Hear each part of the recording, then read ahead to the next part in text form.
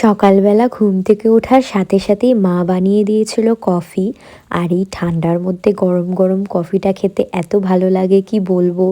আমার মতো তোমরা কে কে সকালবেলা উঠে কফি খাও আমাকে কিন্তু অবশ্যই জানিও। তো তারপর কিন্তু করে নিয়েছিলাম লাঞ্চ। আর লাঞ্চে তো আজকে অনেক কিছুই ছিল, কিন্তু আমি খেয়েছিলাম একটু ভাত আর কালকের ছোলাটা, আমার ছোলা খেতে খুব ভালো লাগে।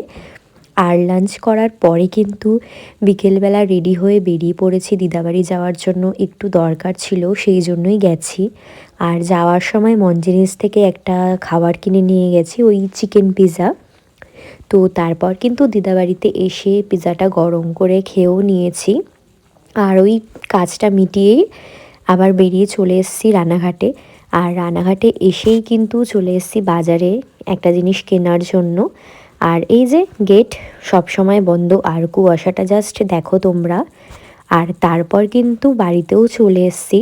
আর বাজার থেকে কিন্তু কিনে এনেছিলাম এই পানটা আর দুটো লটি চকোপায়ে। তারপর কিন্তু করে নিয়েছিলাম ডিনার।